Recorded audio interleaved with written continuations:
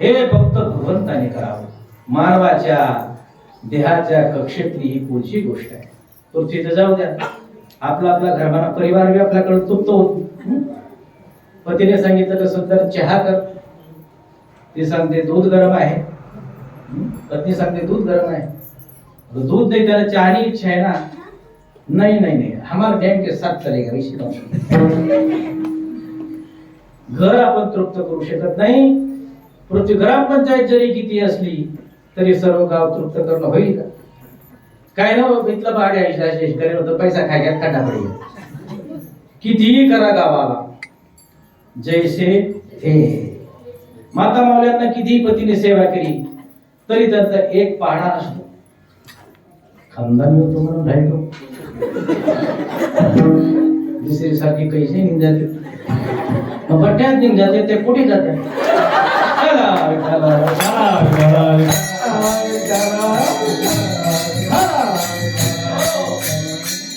कुठेतरी राम देणार पडतो.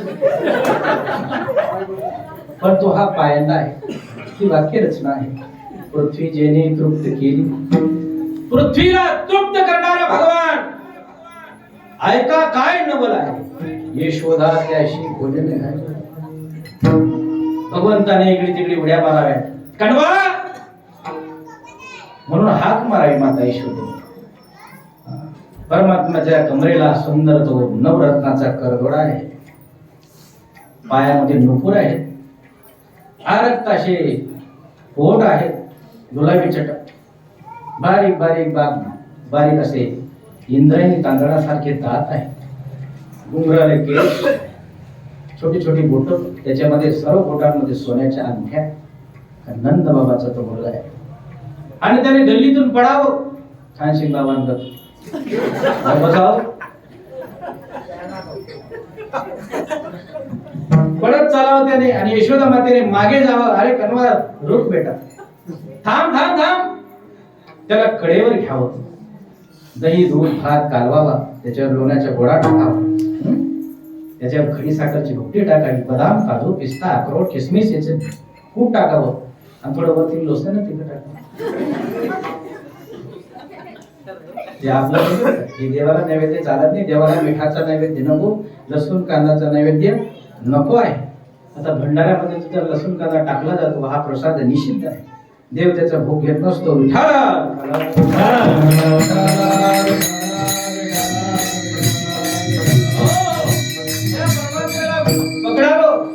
घरामध्ये चंदनाचा पाट आहे, त्याच्यावर रेशमी वस्त्र अंथरलेले. भगवंताला त्याच्यावर बसावं. सुवर्ण ताटामध्ये तो दहीभात काढून यशोदा मातेने त्याला चिवचा काऊचा घास म्हणून भरवावं. पृथ्वी ज्याने तृप्त केली.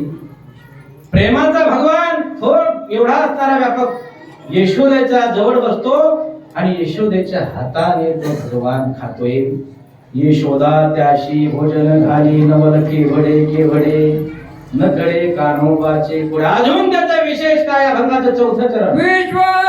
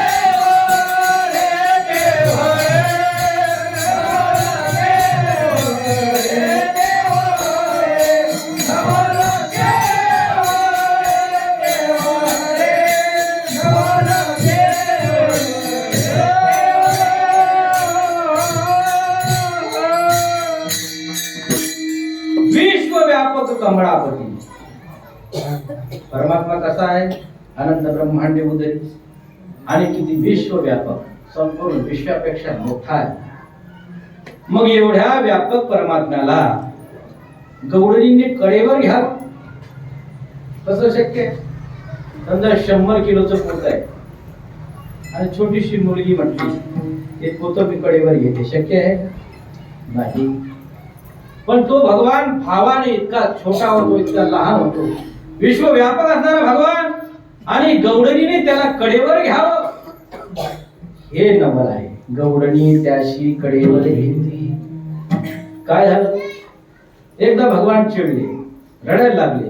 तिकडनं राधा आलेली आहे आणि त्यावेळेला यशोदा माता म्हणते, राधे, हे राधे, राधे राधे, हे श्याम सुंदरा, राधे राधे, हे श्याम सुंदरा, राधे राधे, हे श्याम सुंदरा, राधे राधे, हे श्याम सुंदरा.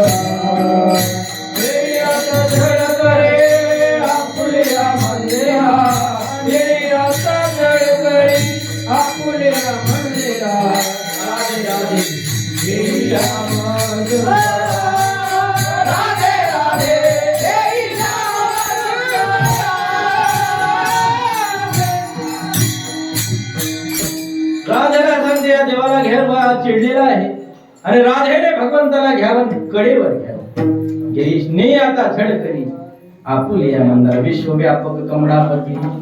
गवळणी त्याशी कडेवे घेती.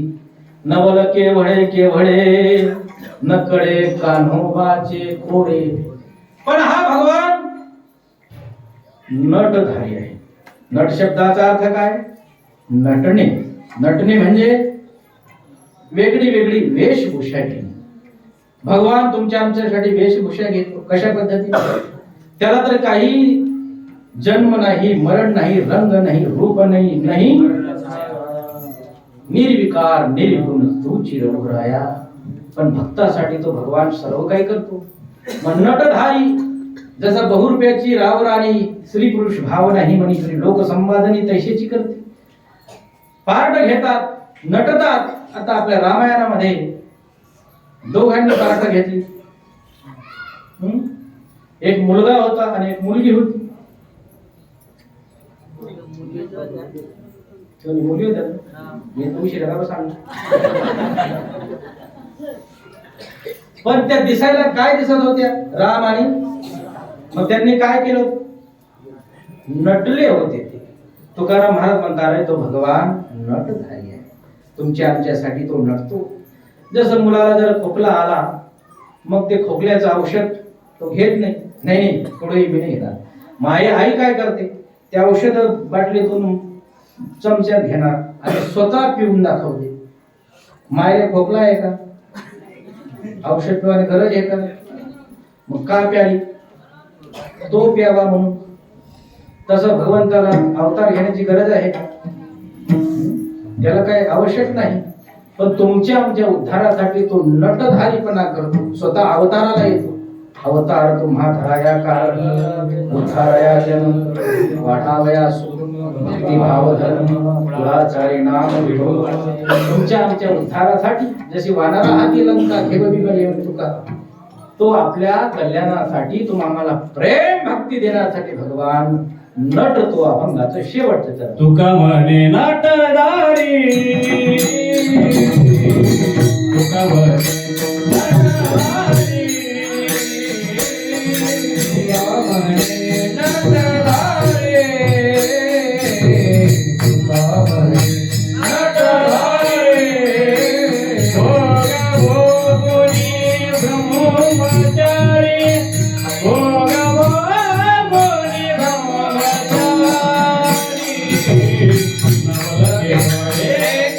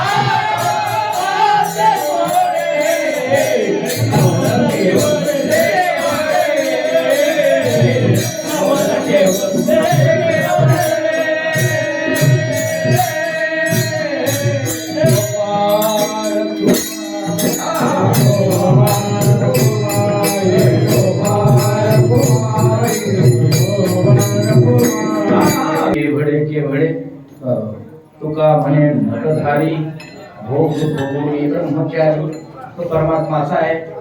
तुका म्हणे कृष्ण कामाची जे परमात्म्याला रंग नाही रूप नाही असा असणार भगवान, त्याला कुठलाही कर्माचा द्वेष लागत नाही. ते शुद्ध ब्रह्म आहे, शबल ब्रह्म आहे. पण तुकाराम महाराज म्हणतात तो तुमच्या आमच्यासाठी नटतो. नवल केवढे केवढे नकडे कान्होबाचे पुढे. आता त्या कालाच्या निमित्ताने हे कीर्तन देवाचे दोन लीला वर्णन करायचे असतात आणि आपली सेवा समाप्त होईल. माझी वाणी तुझे वर्णी बोलना, माझी वाणी तुझे वर्णी बोलना, माझी वाणी तुझे वर्णी बोलना, माझी वाणी तुझे वर्णी बोलना. ऐसे श्री प्रेम गायिक, ऐसे श्री प्रेम गायिक, ऐसे श्री प्रेम गायिक. देवाच्या इतक्या लीला आहेत, सर्व ग्रंथ भरून पडलेले आहेत. ते सांगायला असे हजारो कीर्तनकार आजपर्यंत गेले, तुमच्यासारखे करोडो श्रोते श्रवण करून संपले, परंतु देवाचे अनंत माप लिला आहे. असे गेली श्राद्ध जलम सिंधू पात्र सुरतुरवर लेखिनी शाखा पत्र मोर्वे लिखती यदि गृहीत्वां शारदां सर्वकालं तदपि तव गुणानां मेष पारण्ययाति. तरी सुद्धा देवा तुझ्या गुणांचं वर्णन होत नाही. पण थोडक्यात असेना देवाचं गुणवर्णन आपल्याला करायचं असतं. अनेक देवाने लीला केल्या, त्या लीलांपैकी एखादी लीला आपण पाहू. भगवान गोकुळात जन्मले तुम्हाला आनंद देण्यासाठी. नंद घर आनंद भयो जय कन्हैया लाल, नंद घर आनंद भयो जय कन्हैया लाल, नंद घर आनंद भयो जय कन्हैया लाल, ओ नंद घर आनंद भयो जय कन्हैया लाल, नंद घर आनंद भयो जय कन्हैया लाल. हाथी दिनो घोड़ा दिनो काल के, हाथी दिनो घोड़ा दिनो काल के, हाथी दिनो घोड़ा दिनो काल के, हाथी दिनो घोड़ा दिनो काल के. नंद घर आनंद भयो जय कन्हैया लाल, नंद घर आनंद भयो जय कन्हैया लाल, ओ नंद घर आनंद भयो जय कन्हैया लाल, नंद घर आनंद भयो जय कन्हैया लाल. कन्हैया लाल की जय. भगवान प्रगट झाले. नंद घर आनंद भयो. आता नंद बाबाच्या घरी भगवान आलेले आहेत. केवढा तो जन्मोत्सव दिव्य साजरा झाला. परमात्म्याने अनेक लीला सुरू केल्या. केवळ भक्ताच्या आनंदासाठी अवतार देवाचा होता. रोज देव काही ना काही लीला करायला लागले. थोडे मोठे झाले भगवान. एक गवळण सुंदर सडा समर्जन करून रांगोळी काढत होते. आता ती रांगोळीची परंपरा गेली. सत्तक पडकले कायम आपला अंगावर ओसाड पडलेला असतो. नाही रांगोळी सडा गावात गाई नाही तर कमीत कमी ओल्या फडकाने आपलं अंगण रोज पुसावं. ती शक्ती घरात येत असते. रांगोळी घालावी, नुसती पांढरी रांगोळी घालू नये. ते मुसलमान घालतात. तिच्यावर हळद कुंकू घालावी, रंगीत घालावी. आणि परमात्म्याचं आगमन आपल्या घरात येतं म्हणून देवाचे स्वागत करावं. रोज रांगोळी असावी. तशी ती अष्टगड काढून गवळण सुंदर रंग भरत होती. भगवान आले. ती हळूहळू रांगोळी काढते. ते परमात्माने त्याच्यावर जलाभिषेक केला. जलाभिषेक समजला ना? जलाभिषेक म्हणजे नैसर्गिक प्रवाह सोडला त्याच्यावर. भगवंताला म्हणायचं होतं की हे आता कर्मकांड सोडा. आता हा कलियुग आहे. कलव तर हरी कीर्तनात पुढे त्याला प्रारंभ होणार आहे. तुम्ही केवळ भगवंताच्या गुणकीर्तनामध्ये रमा. याच्यामध्ये न थांबडा अष्टदळामध्ये त्या कर्माचा सिद्धांत भगवंताने मोडला. अशा लीला परमात्माचा एकाहून एक लीला. एक दिवस ते एक जोडण म्हटली, अरे काय तो लीला करतोय तुमचं दही दूध खात आहे. एक म्हटली, अहो काय तुम्हाला सांगा बाई, त्याने इतका विचित्रपणा केला. पहाटे आला, दही दूध लोणी खाल्लं. ठीक आहे, खाल्लं. काय खायची वस्तू खाऊ द्या. पापेल शेंगा टाकेला ते मुठभर पुरेशी खाली जाते. काही एवढं हे नाही. पण गुंटी जर उचली याला काही अक्कल आहे का? आम्ही उपास पाळणार नाही का? सहज घरातला प्रश्न येतो ना. तर याने दही दूध खाल्लं इथपर्यंत ठीक आहे. आमचा म्हातारा दारी निजलेला होता. मग निजला होता त्याच्या थंडीच्या दिवसात पांघरून गरमात जास्ती भरोस म्हणून धरला बाहेर होता. त्याने त्याच्यावर दही दूध खाऊन थांबला नाही. ताकाचा डेरा होता मोठा भरलेला, त्याच्या डोंगऱ्यावर फोडला. दारीला होता म्हातारा, दारीला होता म्हातारा. घेऊन ताकाचा डेरा फोडला सैराट त्यावर. हे योग्य आहे का? आणि डेरा फोडला, धरला, गुची गेला. आमचा म्हातारा मेला. हे योग्य आहे का? अशा अनेक पडा भगवान करायला म्हणे, देवा अरे डेरा त्या म्हाताऱ्याच्या डोंगऱ्यावर का फोडला? 70 कृष्ण भाई बेटा माहितो गावाला चिंगेला आहे. कधी हरिपाठ नाही, मंदिर नाही, देणगी नाही, दान नाही. बसेल सब उठाडा पर्यंत मारायचा. मग त्याला डेराने फोडू काय, त्याची पूजा करू म्हणून त्याच्या डोक्यावर मी डेरा फोडू. अशा देवाच्या अनेक खोड्या. एक म्हणे, काय तुम्ही त्याला घाबरता? सापडला ना त्याला तिथं यशोदेकडे, रंगे हात तक्रार मी घेऊन जाईल. म्हणे नाही हो, फार अवघड आहे, पुष्कळ प्रयत्न केले, पुष्कळ पकडण्याचा प्रयत्न केला, तुम्हाला काय म्हणे मी पकड. भगवान म्हणे वा वा, आजीचं आमंत्रण स्वीकारा. योगायोग परमात्मा तिच्या घरातच सापडले. धरलं मनगट आला म्हणे आता, आणि नुसते सापडले नाही तर ते सुनेचं नाव घेत होते भगवान. सुनेचं नाव म्हणजे सून ही गर्भवती होती. मी सांगत ते नामदेव महाराजांची हे आहे, तिला सांगतो म्हणे ऐकून पोट कसं काय सुजी.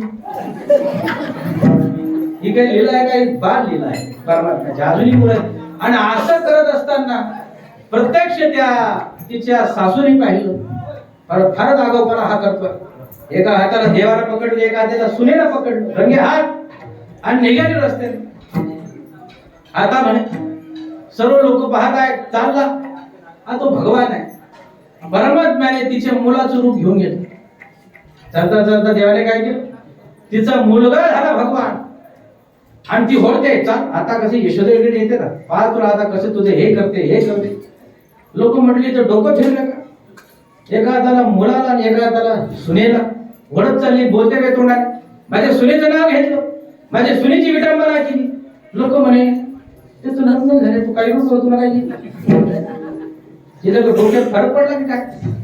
तिकडे पाहतच नाही कोण आहे, अशी ओढत ओढत नेते पाहते ते तिकडे यशोदा माता उभी आहे, आणि यशोदा मातेजवळ भगवान उभे आहे. म्हणे मी जी तक्रार राहिली ती तक्रार तर काही उभी.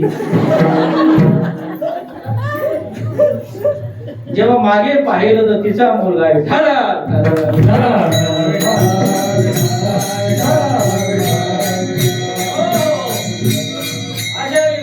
अजिबात सोडणार नाही, तो राजा साहेब.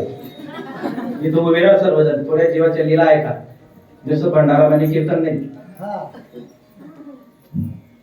हे 7 दिवस यांनी ऐकलं, त्या सांग राहणार मुकावाशी 2 वाजेपर्यंत चालेल. 5 मिनिटात 5 मिनिट विठ्ठल.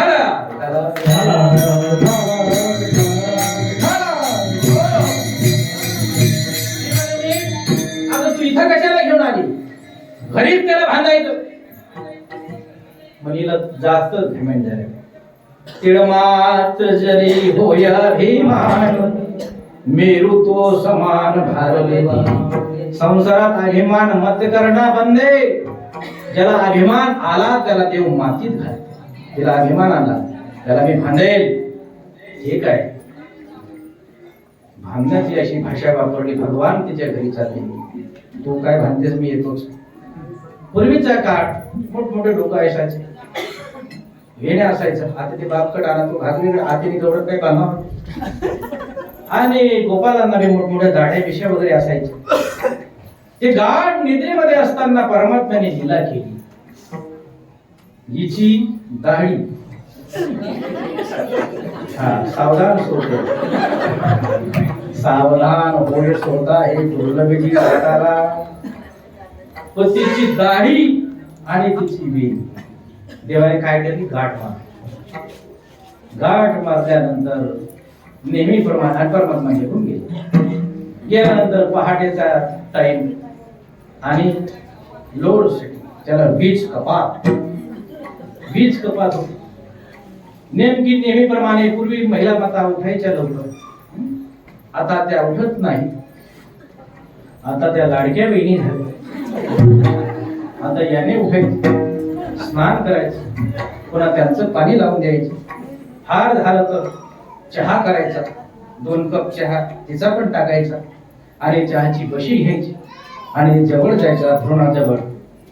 उठा उठा पांडुरंग दर्शन द्या, झाला रमदय सरली निदेची वेळ.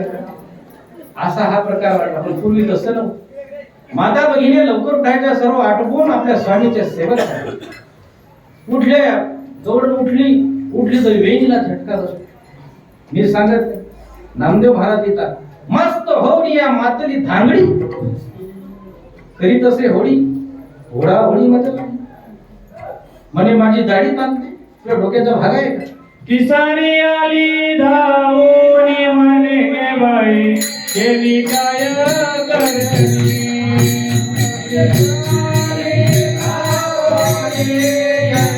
बाई नायक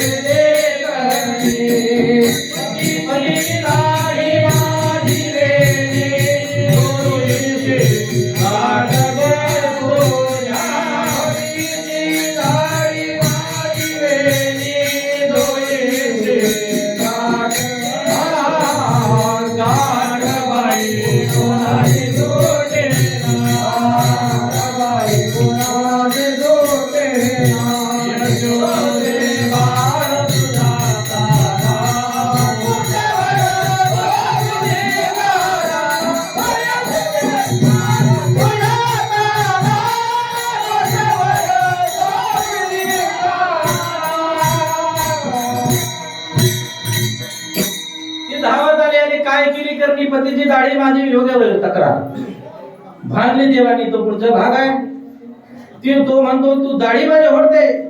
ती म्हणते तुम्हाला अक्कल आहे का? म्हातारे झाले ना, माझी वेणी तुम्ही ओढली. दाढी ओढली ओढली ओढली लोड शेडिंग मग लाईटी बंद. काय प्रकारे चाचपून पाहिलं म्हणे गाठ मारली. कोणी मारली गाठ? गेलं वाटलं त्यांनी मारले, तिने वाटले यांनी मारले, दोन्हीचे दारा झाली. जसं जसं भांडण भेटलं म्हणजे जे होईल ते झालं. आता जाऊ दे, हे सोड का देव सुजाड. सोडायचा प्रयत्न केला, गाठ सुटत नाही. मग म्हणे आता चिमणी लावा, तिला जाऊ आपण. म्हणे चिमणी वर्णामात लावाय आणि जिना अरुंद अरुंद जिना. आता ती गवडण आमची भाऊ माहिती आणि तात्या गोपाळ दाखव. कोणी पुढे चालला कोणी मागे चालला.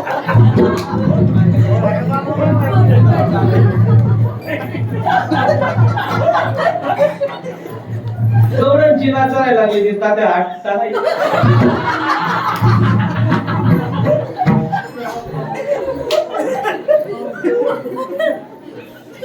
जसा तसा जिनावर चढली. म्हणे आठवडी स्वयंपाक कर मला येईल. गवळण कंटाळली जशी धडधड उतरली. गोपाळ गजडातच काय जाळायचा प्रयत्न केला, जळत नाही. तुटायचा प्रयत्न केला, तुटत नाही. सामान्य गाठ ब्राह्मणाने जरी दिली, शुभमंगल भावला. ती गाठ सुद्धा सुद्धा कोर्टामा घनच फेऱ्या मारण्यासाठी खावटीना धावा, अमुकना धावा. आणि ही देवाने दिलेली गाठ गाठबाई कोणाशी सुटे ना यशोदे बाळ तुझ्या. मग त्याने सांगितलं तू काहीतरी आगाऊपणा केला. जे झालं ते निघाले रस्त्याने सर्व भरभर करताय, तिकडे ओरडताय, चालले नेमकी. असं काही कीर्तनकार सांगतात मार्केट मला असा रस्ता होता आणि मुसलमानने ते पोत झटक कसलं झटक मिरचीनं पोत जशी बी गवडीला शिंक आली गवडा टाकून पुढे लगेच मागे नपा. जसं कितीही बाथरूम आपलं घरातलं व्यवस्थित असलं तरी माता मावल्या मान आंगण मा कपड्यात होती. पूर्वी काय मर्यादा होती, गावात ज्येष्ठ माणूस आला तर डोकावर इथं घरी आठी राहायचे, चप्पल हातात राहायचे. लोकी बी तिथला पूर्ण होता ताई पीस आणि त्याला काही चप्पल घ्यायच्यावर काय मर्यादा होती. आता जरी सासरा जरी गुन्हा आपल्या गावाचं नाही, एका गावाला मी पाहिलं सासरा समोर ती गुन्हा दोन होईल दोना पोचा माझ्या सासरा अटक ना त्याच्या उसला झटका ना दुसरी गली मग पडणार. अजून दवाखाना आहे.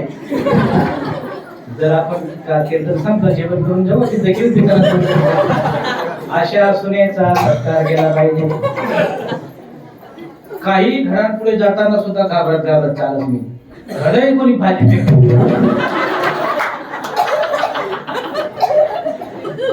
पहिलेच पाणी राहिला कोण काही सांगायचं असं करू नये.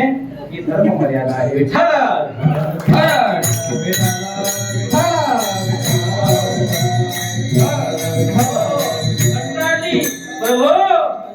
देवा तुझ्यासाठी नाही रे बाबा, करा क्षमा अपराध. देवाकडे माणसाने नम्र व्हावं, नम्र होऊन सर्व काही मिळत असत. केवी मला चेहरा करा केला आणि देवा आता एक वेळ करी या दुःखा वेगळे. देवा अनंत जन्म झाला फेरा करीत नाही जे जाता. कोणा कोणाशी गाठ पडते, विचित्र साधारे सही गाठ पडली सत्यानाश. विचित्र कारागिरी सही गाठ पडली घरना सत्यानाश. विचित्र पत्नी संगी गाठ पडली संसाराचा सत्यानाश. विचित्र कीर्तनकारे संगी गाठ पडली कीर्तना सत्यानाश. म्हणून या सर्व गोष्टी देवा माझी गाठ चांगल्याशी बांधा. म्हणून ती क्षमा देवा करा क्षमा करा.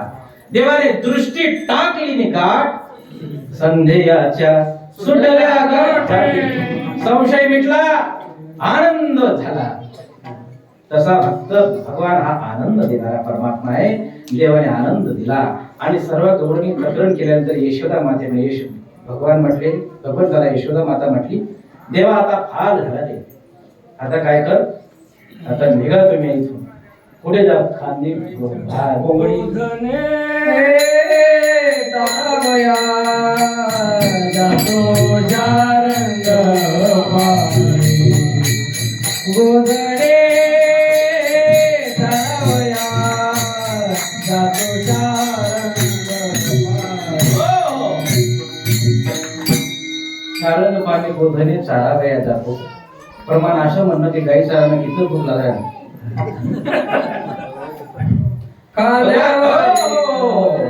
भगवान आता गाई घेऊन वनाला निघाले. आपल्या भारत देशाची परंपरा आहे, गो माता हमारी माता है. गाईवर माणसाचं फार प्रेम असलं पाहिजे. गाईवर प्रेम करणं आपलं हे आद्य कर्तव्य आहे. म्हणून आपल्या दारी कमीत कमी देशी गाय असावी. नाही आपल्या गावात देशी गाई प्रत्येकाच्या घरी, तर आपली गोशाळा आहे, तिथं गीर वंशाच्या गायी आहेत. आपल्याला आलेलं घरात भगवंताने दिलेला प्रसाद, त्याच्यातून फुल ना फुलाची पाकळी गोशाळेसाठी द्यावी. आपल्या मुलाचा वाढदिवस असेल, गोशाळ्याला देणगी द्यावी. आपल्याला वैभव प्राप्तीकरण घ्यायचे असेल किंवा कुणाचं श्राद्ध असेल, श्राद्धाच्या दिवशी सुद्धा गायला द्यावं. गाव विश्वस्य मातरहा, गाय हे भगवंताचं मुख आहे. गायीला दिलं की परमात्म्याप्रत्ये सर्व जात. विठ्ठल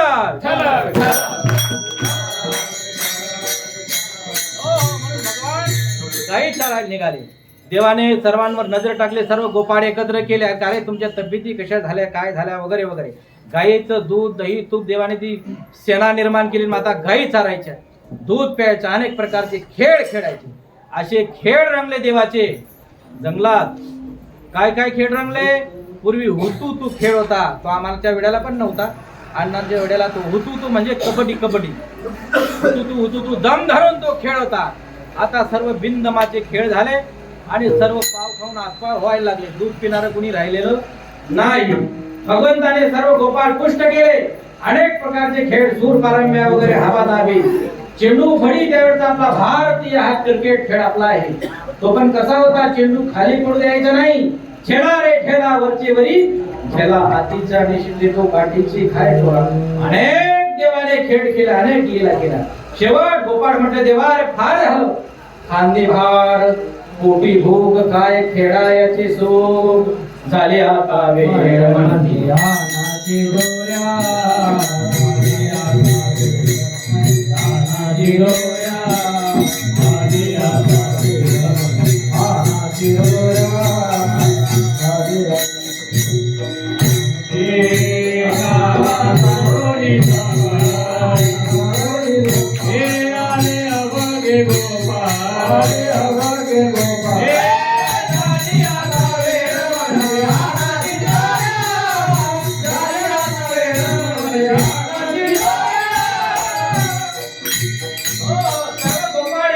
प्रत्येकाची शिदोरी देवाने सांगितली. कोणाकडे काय, कोणाची घरीची परिस्थिती, कोणाची तिखट भाकर, कोणाचे काय काय, सर्वांनी एकत्र केले देवाने. त्याला काला असं म्हणतात. आणि हा देव भक्ताचा काला. आपल्याला कल्याण साधायचं असेल तर खरोखर काला असावा. काल्याचं कीर्तन काय म्हटलेले, काल्याचा मागचा हेतू काय? काला म्हणजे एकत्रीकरण, समाजाचं एकत्रीकरण, राष्ट्राचं एकत्रीकरण. आपला अहम अध्यास मम अध्यास सोडून देवाला शरण जाणे, देवाचे एकरूप होणे, त्याला काला म्हणतात. त्याचं प्रतीक आहे दही आणि लाही.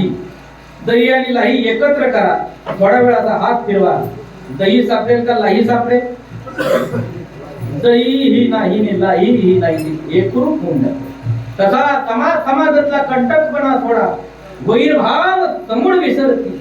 देवा आम्ही तुझे आहोत, मी तू पण जाऊ दे दुरी, एकची घोंगडी.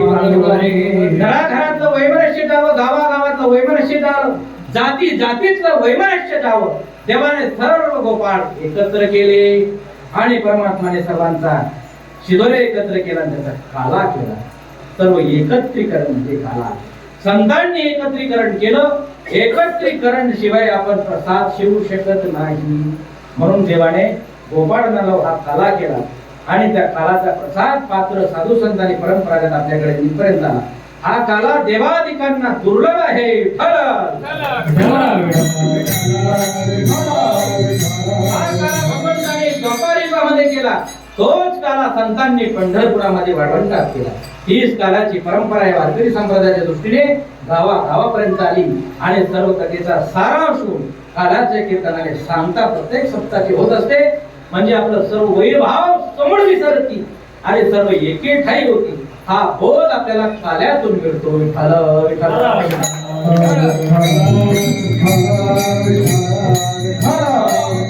एकत्र सर्व गोपाळ केले, सर्वांच्या शिदोऱ्या मिक्स केला, जात पात धर्म भेद संपला, सर्वांच्या मुखकमलावर प्रेमाचं थरक आलं. विभ्रद वेणू जठर भटयो शृंग वेद्रे चक्षे